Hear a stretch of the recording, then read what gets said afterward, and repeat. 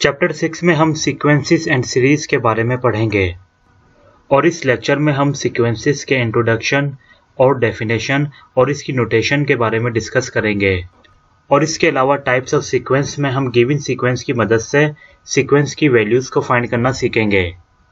So first topic is introduction to sequence. Sequences, जिसको हम progressions भी कहते हैं, ये नंबर्स की ऑर्डर लिस्ट को रिप्रेजेंट करने के लिए यूज होती है।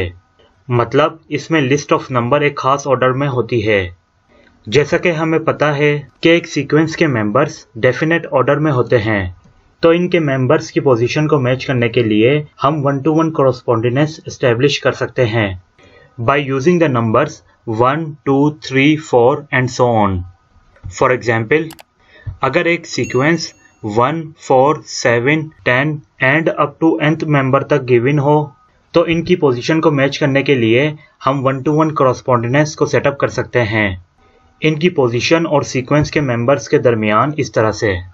फर्स्ट पोजीशन पर सीक्वेंस का मेंबर 1 है और सेकंड पोजीशन पर सीक्वेंस का मेंबर 4 है और थर्ड पोजीशन पर सीक्वेंस का मेंबर 7 है और फोर्थ पोजीशन पर सीक्वेंस का मेंबर 10 है। इसी तरह से n पोजीशन पर सीक्वेंस का nth मेंबर है। और इससे हमें यह पता चलता है कि सीक्वेंस एक फंक्शन है जिसकी डोमेन मतलब 1, 2, 3, 4 and n set of natural number से होती है और रेंज मतलब 1, 4, 7, 10 and nth member set of real number से होते हैं। यूं हम सीक्वेंस को इस तरह डिफाइन कर सकते हैं: a sequence is a function whose domain is a subset of the set of natural numbers. और सीक्वेंस स्पेशल टाइप का एक फंक्शन है जो कि मैप करता है set of natural number n से set of real number r या set of complex number c की तरफ। कभी कभार सीक्वेंस की डोमेन को हम 1, 2, 3 एंड सो ऑन के बजाय 0, 1, 2, 3 एंड सो ऑन भी लेते हैं, जिसको हम set of non negative integer भी कहते हैं।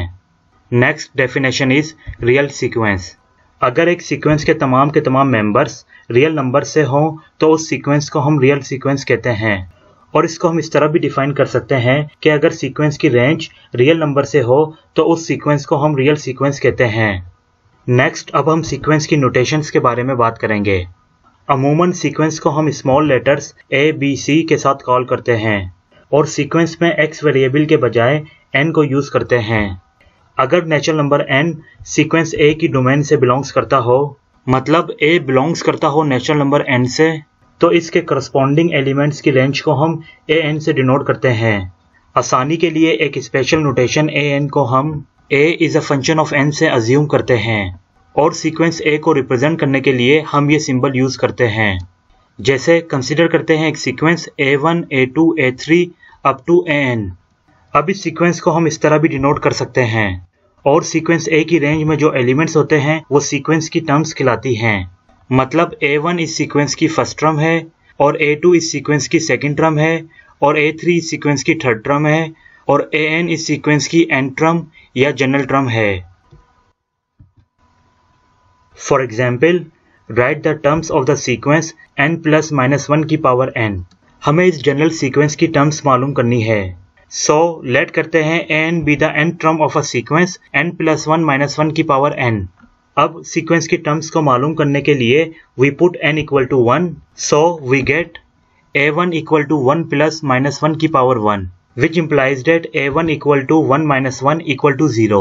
So the first term of sequence is 0.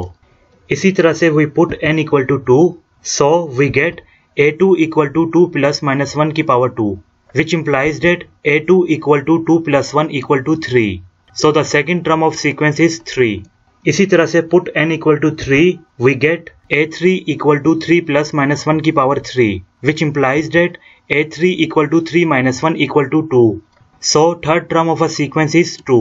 इसी तरह से we put n = 4, we get a4 = 4 + -1 की power 4, which implies that a4 = 4 + 1 = 5. So fourth term of a sequence is 5. और इसी तरह से हम गिवन सीक्वेंस की नेक्स्ट टर्म्स को फाइंड करेंगे। यूं सीक्वेंस n + -1 की पावर n की टर्म्स 0, 3, 2, 5 एंड सो ऑन है, which is the required answer.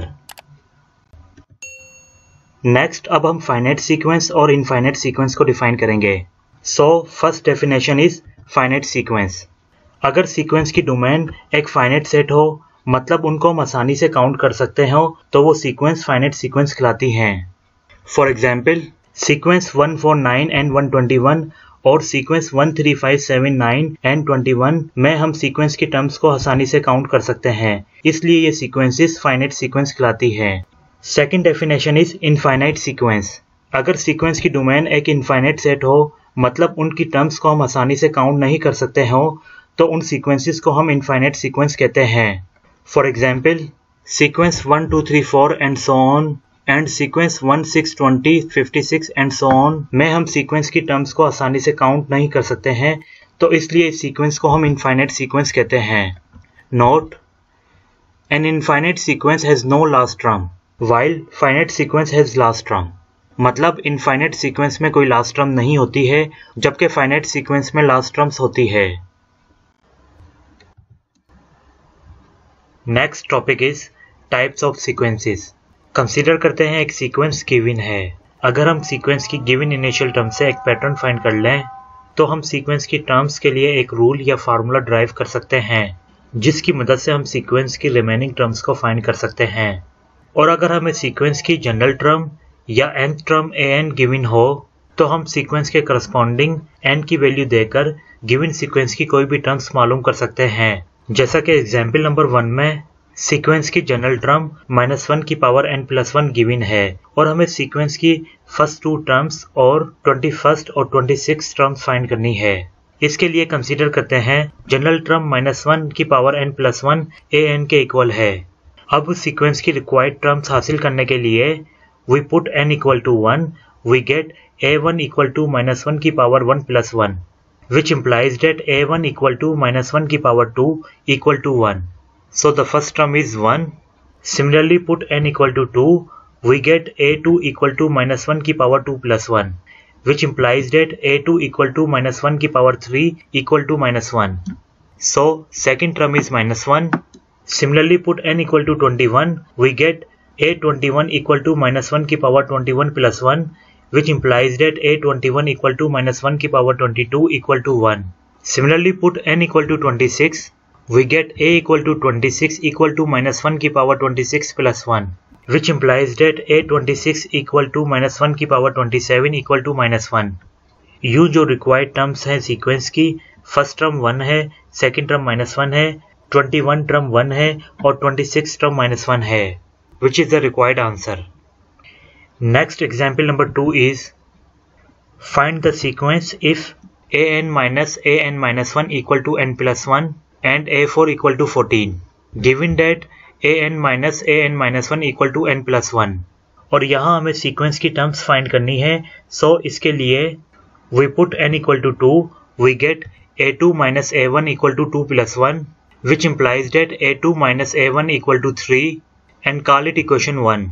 Similarly, put n equal to 3, we get a3 minus a2 equal to 3+1, which implies that a3 minus a2 equal to 4, and call it equation 2. Similarly, put n equal to 4, we get a4 minus a3 equal to 4+1, which implies that a4 minus a3 equal to 5, and call it equation 3. अब equation 3 से हम a3 की value मालूम करेंगे इस तरह से a3 equal to a4 minus 5. Since a4 equal to 14, u a3 equal to 14 minus 5, which implies that a3 equal to 9. अब equation 2 से हम a2 की वैल्यू फाइंड करेंगे इस तरह से a2 equal to a3 minus 4. Since a3 equal to 9, u a2 equal to 9 minus 4, which implies that a2 equal to 5. अब equation 1 से हम a1 की वैल्यू फाइंड करेंगे इस तरह से a1 equal to a2 minus 3. Since a2 equal to 5, u a1 equal to 5 minus 3, which implies that a1 equal to 2. Hence, 2, 5, 9, 14, 20 and so on are the terms of the sequence.